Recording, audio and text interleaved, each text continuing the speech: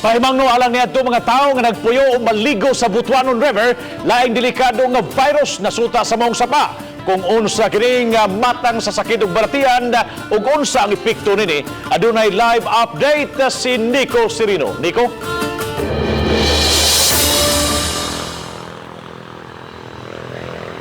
Yes, Bob, ipa-off limits una sa mga otoridad kining stretch sa Butuanon River nga nagtadlas gikan sa Cebu City paingon sa Mandaue City human madiskubre ang presensya sa polio virus sa sample sa tubig sa maong sapa. Sa abiso sa Research Institute for Tropical Medicine kun RITM, nagpositibo sa polio virus ang environmental samples nga nakuha sa Butuanon River. Gumikan niini, nakigalayo na ang DOH sa World Health Organization sa mga laka nga himuon sama sa pagpamakuna. Kaganihang udto, nagtagbo ang mga mayor ug mga health officials sa mga dakbayan sa Mandaue ug Cebu aron tukion ang isyu.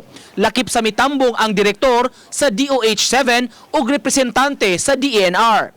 Pasabot ni DOH Director Jaime Bernadas, ang kagaw nga nagdala sa sakit nga polio nga nakita sa tubig, kuyaw, labi na kun mainom kay musud sa lawas. Posible nga naay usa ka carrier sa mao nga virus nga nakapuyo o nakakontaminate sa atong river, not necessarily nga nagmasakit siya.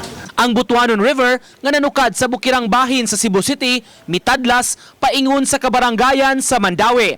Nunot niini, hingusgan ang house-to-house polio vaccination, monitoring, profiling ug case finding. Moabot sa 5 kilometros palibot sa sapa ang hugot nga i-monitor nga mulakip na sa parte sa Konsolasyon ug Lapu-Lapu City.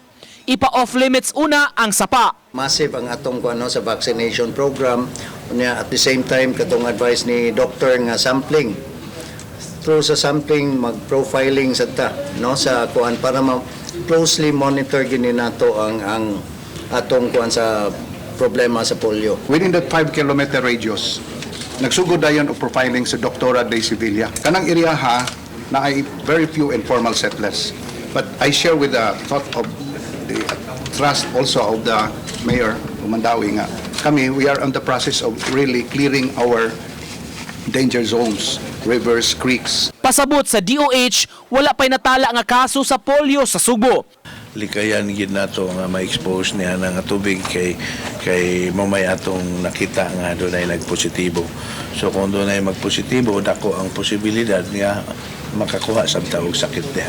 Pagtunog dili ka na siya entrada sa ang entrada sa polio gikan sa baba. So makatulon ka ug makakaon.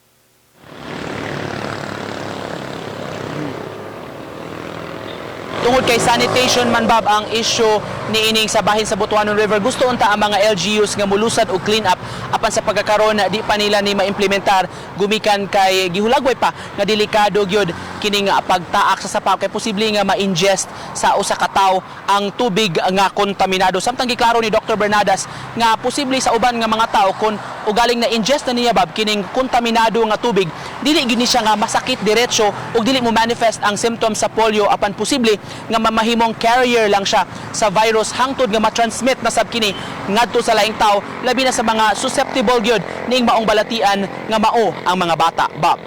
Thank you so much, Nico Serino, sa imong live report.